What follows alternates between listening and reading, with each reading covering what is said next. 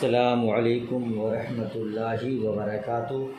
میں محمد عظمت رضا رضوی، نظامی استاد، جامعۃ رضا فاطمۃ الزہرا اون سورت گجرات، درجہ عالمیت سے مخاطب اور نور الانوار کا درس دینے جا رہا ہوں۔ اللہ رب محمد صلی اللہ علیہ وسلم، نحن عباد محمد صلی اللہ علیہ وسلم۔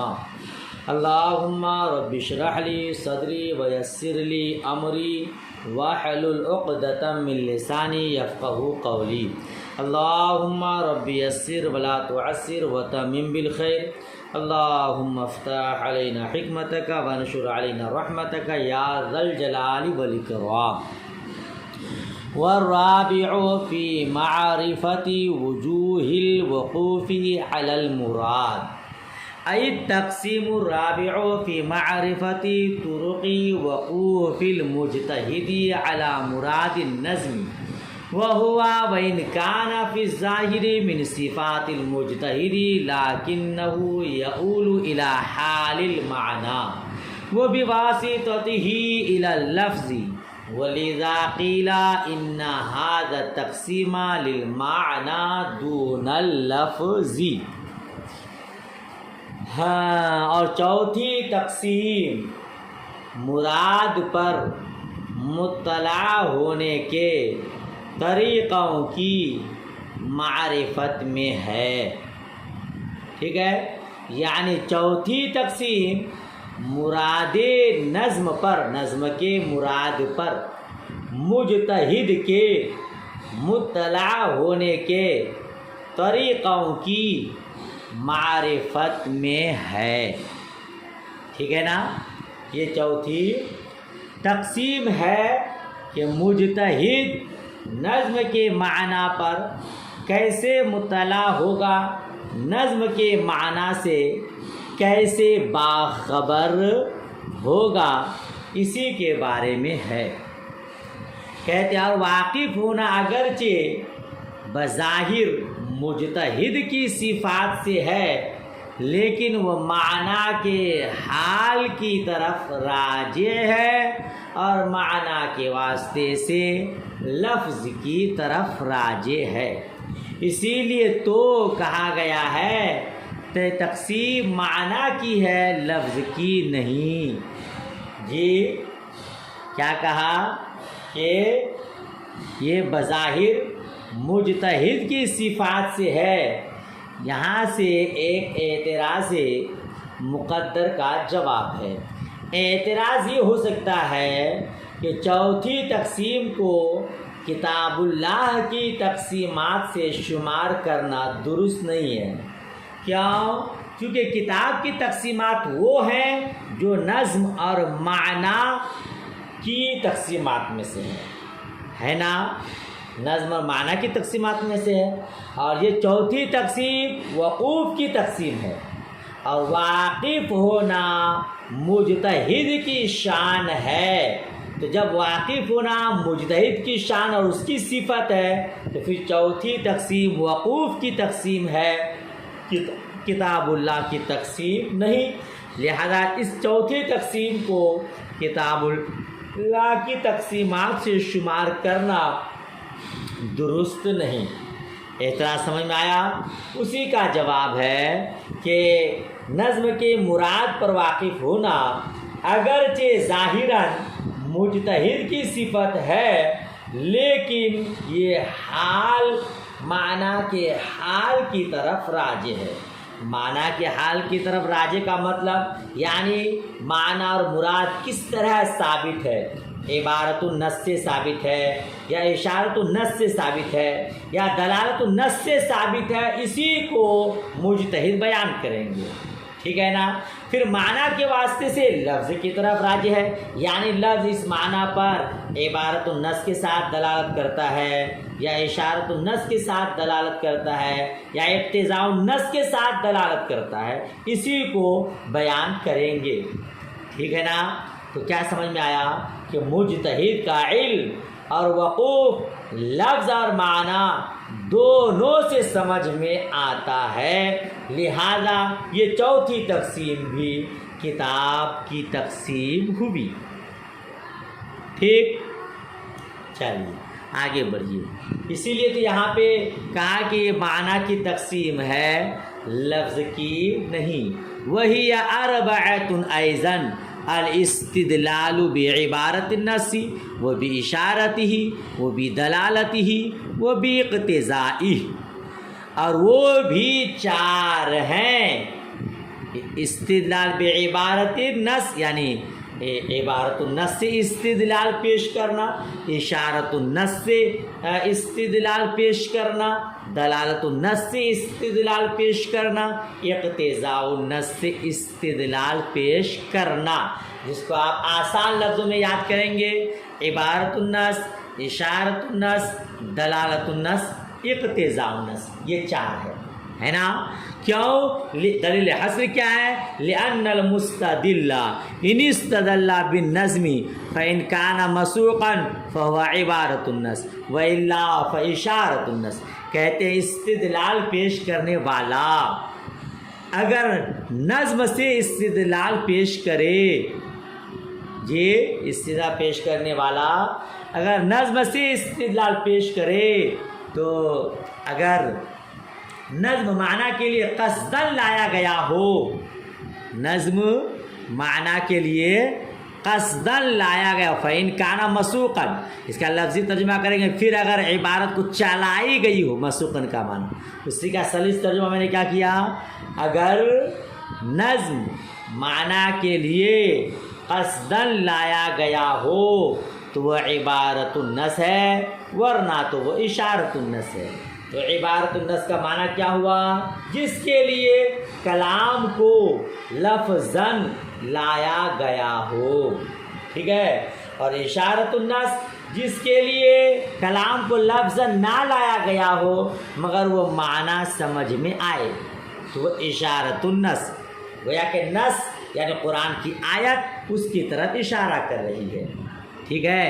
اور اگر نظم سے استدلال نہ کرے بلکہ معنی سے کرے تو اس کی بھی 2 صورت. اگر وہ معنی اس نظم سے لغت کے اعتبار سے مفہوم ہو تو وہ دلالت النص ہے، ورنہ اگر اس معنی پر نظم کی صحت شرعاً یا عقلاً موقوف ہو تو وہ اقتضاء النص ہے. اور اگر اس معنی پر نظم کی صحت موقوف نہ ہو تو استدلالات فاسدہ میں سے ہے، جس کا ذکر آگے انشاءاللہ آئے گا. یہ 4 قسمیں ہوئی: عبارت النص جس کے لیے کلام کو لایا گیا ہے، اشارت النص جس کے لیے کلام کو نہیں لایا گیا مگر اس کی طرف کلام قرآن کی آیت اشارہ کرتی ہے، اور دلالت النص کہ آپ نے دلیل حصر میں پڑھا کہ اگر نظم سے معنی مفہوم ہو، معنی سمجھ میں آئے لغت کے اعتبار سے تو وہ دلالت النص ہے، اور اگر عقل کے اعتبار سے سمجھ میں آئے تو وہ اقتضاء النص ہے، اور اگر اس میں سے کچھ بھی نہ ہو تو وہ استدلالات فاسدہ ہے، اس کو یہاں کوئی معنی نہیں ہے. اور استدلالات فاسدہ کا بیان ابھی عنقریب آگے آئے گا. بات ختم ہو گئی، 4 کو یاد کر لیجئے گا.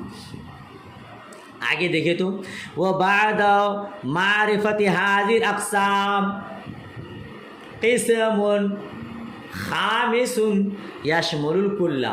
اے بعد معرفت هذه الأقسام العشرين الحاصلة من التقسيمات الأربعة تقسيم خامس يشمل كل من العشرين. ترجمہ دیکھتے چلیے اور مفہوم سمجھتے چلیے، ہے نا.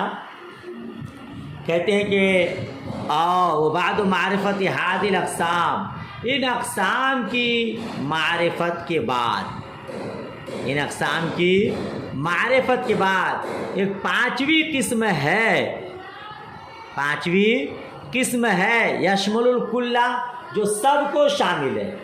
آپ نے 20 قسمیں پڑھی اب تک، ہے نا.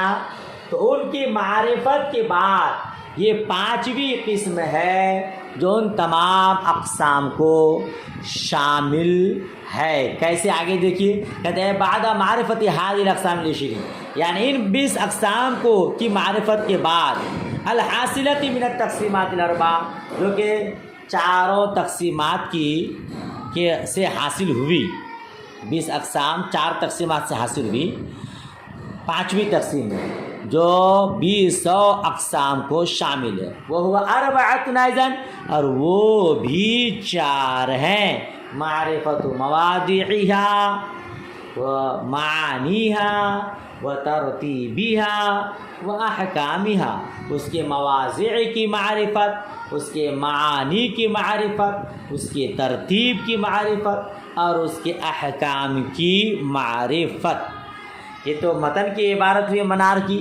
شرح دیکھیے، نور الانوار دیکھیے، اے هذا تقسیم اربعۃ اقسام ایضا، یعنی یہ تقسیم بھی 4 قسموں پر ہے، معرفت و مواضعها، اس کے مواضع کی معرفت، اس کے مواضع کی معرفت کا کیا مطلب؟ اے ماخذ اشتقاق هذه الاقسام، یعنی ان اقسام کے ماخذ اشتقاق کی معرفت، یعنی یہ اقسام کس سے نکلے، ہے نا؟ ماخذ اشتقاق جس سے نکلتا ہے اسی کو کہتے ہیں وہ ہوا۔ اب اس کو اور سمجھیے آگے، وہ ہوا انا لفظ الخاص مشتق من الخصوص، اور وہ یہ کہ بے شک لفظ خاص مشتق ہے خصوص سے، تو خصوص ہوا ماخذ اشتقاق، اسی کو یہاں سمجھنا ہے۔ خاص کس سے نکلا ہے، اس کا ماخذ اشتقاق کیا ہے، عام کس سے نکلا ہے، اس کا ماخذ اشتقاق کیا ہے، اسی کو کہتے ہیں معرفت مواضعها، اس کے مواضع کی معرفت۔ اسی طرح 20 اقسام میں آپ کہیں گے، ٹھیک ہے نا؟ اور وہ یہ کہ لفظ خاص مشتق خصوص سے، وہ هو الانفراد، اور وہ انفراد ہے، خصوص کا مطلب انفراد، وَأَنَّ الْعَامَّ مشتق من العموم، اور بے شک عام مشتق ہے عموم سے، وَهُوَ الشمول، اور عموم کا معنی شمول یعنی سب کو شامل ہوتا ہے، وَقِسْ عَلَيْهِ، اور باقی کو اسی پر قیاس کیجئے کہ مشترک نکلا ہے اشتراک سے، معول نکلا ہے تعویل سے، یہ ماخذ اشتقاق، اسی کو کہتے ہیں اس کے مواضع کی معرفت، سمجھ رہے ہیں؟ وَمَعَانِيهَا الْمَفْهُومَاتِ الْاصْطِلَاحِيَّةِ، اور اس کے معانی کی معرفت، اس کے معانی کی معرفت کا مطلب ہے وہ معانی مفہومات اصطلاحیہ، اس کے معانی کی معرفت یعنی ان کی مفہومات اصطلاحیہ کیا ہے، خاص کی تعریف کیا ہے، عام کی تعریف کیا ہے، مشترک معول کی تعریف کیا ہے، ظاہر نص مفسر محکم کی تعریف کیا ہے، یہ مفہومات اصطلاحیہ، اسی کو کہتے ہیں ان کے معانی کی معرفت، ٹھیک ہے؟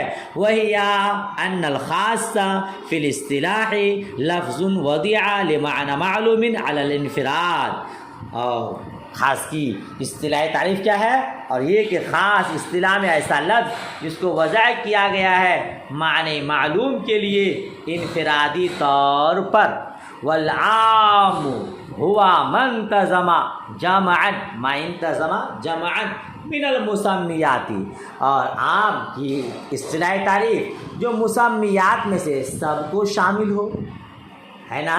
یہ تعریفات اصطلاحی، اسی طرح مشترک معول کی تعریف اور ظاہر نص مفسر محکم کی تعریف، اسی کو کہتے ہیں معانی کی معرفت۔ وترتیبها، اے معرفت ان ایہا یقدم عند التعارض، اور اس کے ترتیب کی معرفت، اس کے ترتیب کی معرفت کا کیا مطلب، یعنی تعارض کے وقت کون سا مقدم ہوگا، تعارض کے وقت کون سی قسم مقدم ہوگی، کس کو فوقیت حاصل ہوگی۔ مثلا مثال کے طور پر ایک دیا، اذا تعارض النص والظاہر یقدم النص علی الظاہر، مثال کے طور پر جب نص اور ظاہر میں تعارض ہو جائے، ظاہر اور نص میں تعارض ہو جائے، ابھی مثالیں پھر آگے آئے گی ظاہر الگ حکم بیان کر رہا ہے، نص الگ حکم بیان کر رہا ہے، تو اب نص پر عمل کیا جائے گا کہ ظاہر پر عمل کیا جائے گا؟ کہتے یقدم النص علی الظاہر، نص کو ظاہر پر مقدم کیا جائے گا۔ تو ترتیب کی معرفت کا مطلب یہ ہے کہ خاص عام مشترک مؤول ظاہر نص مفسر محکم یہ آپس میں اگر ٹکرا جائے، ان کے درمیان تعارض ہو جائے، نص الگ حکم بیان کر رہا ہے، ظاہر سے الگ حکم ثابت ہو رہا ہے، تو ہم ظاہر کے حکم پر عمل کریں یا نص کے حکم پر عمل کریں، خاص کے حکم پر عمل کریں یا عام کے حکم پر عمل کریں، ایسا اگر تعارض ہو جاتا ہے تو کس کو فوقیت حاصل ہوگی، کس پر عمل کیا جائے گا؟ اس معانی ترتیب کی معرفت میں یہی ساری چیزیں بتائی جائیں گی، ٹھیک ہے؟ اچھا، وہ معرفت و احکامہا، اور اس کے احکام کی معرفت، اس کے احکام کی معرفت کا مطلب ان ایہا قطعی و ایہا ظنی و ایہا واجب التوقف، یعنی کس کا حکم، کون سا حکم، کس کا حکم قطعی ہے اور کس کا حکم ظنی ہے اور کس کا حکم واجب التوقف ہے۔ تو احکام کی معرفت میں یہ سب باتیں بتائی جائیں گی انشاءاللہ، ٹھیک ہے نا؟ تو پانچویں تقسیم کس کے بارے میں ہے؟ مواضع کی معرفت، اس کے معانی کی معرفت، اس کے ترتیب کی معرفت اور اس کے احکام کی معرفت۔ اب آگے دیکھیے تو کیا کہہ رہے ہیں؟ کہتے فالخاص تو قطعی، خاص قطعی ہے، والعام المخصوص ظنی، عام مخصوص ظنی ہے، والمتشابہ واجب التوقف، اور متشابہ واجب التوقف ہے۔ فإذا ضربت هذه الأقسام في العشرين تصير الأقسام الثمانين، تو کہتے ہیں کہ جب آپ ان اقسام کو 20 اقسام میں ضرب دیں تو حاصل کتنے ہوں گے؟ 80۔ یہ 20 آپ پڑھ چکے، یہ 4 ہے، 20 کو 4 میں ضرب دیں گے تو 20 چوکے 80، تو اقسام 80 ہو جائیں گی، ٹھیک ہے؟ تو وہی کہتے ہیں کہ جب آپ ان اقسام کو 20 میں ضرب دیں تو تصیر الاقسام الثمانین، اقسام 80 ہو جائیں گی، وہ تقسیمات 5 اور تقسیمات 5 ہو جائیں گی، ٹھیک ہے؟ وَهَذَا التَّقْسِيمُ الْخَامِسُ لَيْسَ فِي الْوَاقِعِ تقسیم للقرآن بل تقسیم لاسامی اقسام القرآن، کہتے ہیں یہ 5ویں تقسیم حقیقت میں قرآن کی تقسیم نہیں ہے بلکہ قرآن کے اقسام کے اسامی کی تقسیم ہے۔ یہ یہاں ایک اہم بات بیان کرنا چاہتے ہیں۔ آپ نے پیچھے پڑھا کہ قرآن کتاب کی 4 تقسیمات ہیں، پیچھے آپ نے پڑھا 4 تقسیمات ہیں اور ہر تقسیم میں 4 اقسام ہیں۔ پہلی تقسیم خاص عام مشترک مؤول میں پڑھا تو اعتراض یہ ہوتا ہے کہ پیچھے بتایا گیا کہ تقسیمات 4 ہیں اور ہر تقسیم کے ماتحت 4 اقسام ہیں، تو پھر یہ 5ویں تقسیم قرآن کی کیسے بیان کر دی؟ یہ قرآن کی 4 تقسیم ہے نا، اور اس کے دلیل حصر وغیرہ بھی بیان کر چکے ہیں، تو پھر یہاں 5ویں تقسیم کیسے بیان کر دیے؟ یہ تو دعویٰ کے خلاف ہے، حصر باطل ہو گیا جو بیان کیا گیا پہلے۔ اس کا جواب دیا کہ یہ جو 5ویں تقسیم ہے نا، یہ قرآن پاک کی تقسیم نہیں ہے بلکہ اقسام قرآن کے اسماء کی تقسیم ہے، ٹھیک ہے؟ اقسام قرآن کو ثابت کرنے کے لیے موقوف علیہ کی حیثیت رکھتی ہے، موقوف علیہ کی حیثیت رکھتی ہے، تو یہ 5ویں تقسیم قرآن کی تقسیم نہیں، ٹھیک ہے؟ لہذا کوئی اعتراض نہیں ہے۔ تو پھر بیان کیوں کیا؟ کیونکہ یہ اس پر وہ سب کا سمجھنا موقوف ہے نا۔ یہ 5ویں جو تقسیم ہے قرآن کی تقسیم تو نہیں ہے لیکن موقوف علیہ کی حیثیت رکھتی ہے، اسی لیے یہاں پانچویں تقسیم کو بیان کر دیا گیا ہے۔ ٹھیک ہے، وہ موقوف علیہ لتحقیقها کہ وہ موقوف علیہ ہے چونکہ اس کے متحقق ہونے کے سبب۔ وَلِهَذَا لَمْ يَذْكُرُ الْجَمْهُورُ، اب اسی پر صاحب نور الانوار ایک تفریعی بیان کرتے ہیں کہ اسی لیے تو جمہور علماء نے اس کو بیان نہیں کیا ہے۔ وَإِنَّمَا هُوَ اختراع فخر الاسلام، اور یہ صرف فخر الاسلام علامہ فخر الاسلام کا اختراع ہے، یعنی آپ نے ہی اس کو ایجاد کیا، بیان کیا ہے۔ وَتَابِعَ الْمُصَنِّفُ، اور مصنف علیہ الرحمٰن نے آپ کی اتباع کیا۔ وَلَٰكِنَّ فخر الاسلام، لیکن دونوں میں فرق ہے۔ علامہ فخر الاسلام نے اس کا اختراع کیا ہے، علامہ فخر الاسلام نے اس کو اپنے ذہن کے اعتبار سے بیان کیا ہے، اسی لیے صاحب منار نے بھی ان کی اتباع کرتے ہوئے بیان کیا ہے، مگر تھوڑے سے فرق کے ساتھ۔ فرق کیا ہے؟ کہتے ہیں لیکن فخر الاسلام لما ذکر هذا التقسیم فی اول کتاب سلک فی آخر علی سنتی، کہ لیکن فخر الاسلام نے علیہ الرحمٰ نے جب اس تقسیم کو شروع کتاب میں بیان کیا تو اسی طریقہ پر آخری تک چلتے رہے۔ فذکر کل من المواضع والمعانی والترتیب والاحکام فی کل من الاقسام، تو آپ نے مواضع، معانی، ترتیب، احکام میں سے تمام اقسام کو بیان کیا ہے۔ والمصنف رحمۃ اللہ علیہ انما ذکر المعانی والاحکام فقط، اور مصنف علیہ الرحمٰن نے صرف معانی اور احکام کو بیان کیا ہے۔ ولم یذکر المواضع اصلا، اور مواضع کو بالکل بیان نہیں کیا ہے۔ وذکر الترتیب فی بعض الاقسام فقط، اور ترتیب کو صرف بعض اقسام میں بیان کیا ہے۔ مصنف علیہ الرحمٰن نے علامہ فخر الاسلام کی پیروی تو کی ہے، اور انہیں کی پیروی کرتے پانچویں تقسیم کو بیان کیا ہے، مگر مکمل پیروی نہیں کیے۔ انہوں نے شروع کتاب سے آخری تک اس کو تمام اقسام کو بیان کیا ہے، اور صاحب منار نے صرف بعض اقسام کو بیان کیا ہے اور بعض کو بیان نہیں کیا ہے۔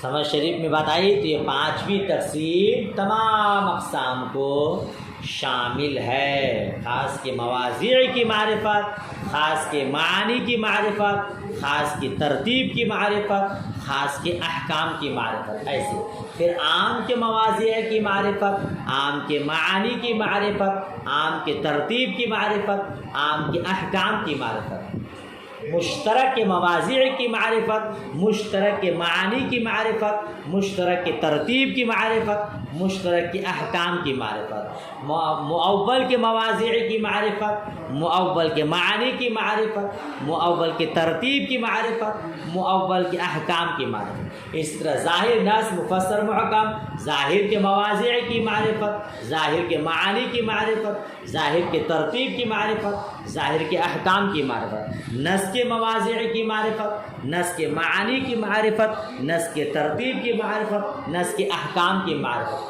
اسی طرح ضرب لگائیں گے تو 80 اقسام حاصل ہوں گے۔ بڑے غور سے یاد کیجیے گا، تھوڑی سی توجہ دیں گے تو انشاءاللہ سمجھ میں آ جائے گا۔ اللہ پاک نیک سمجھ اور نیک ہدایت عطا فرمائے، محنت کا جذبہ اور اس کی توفیق رفیق عطا فرمائے، آمین ثم آمین۔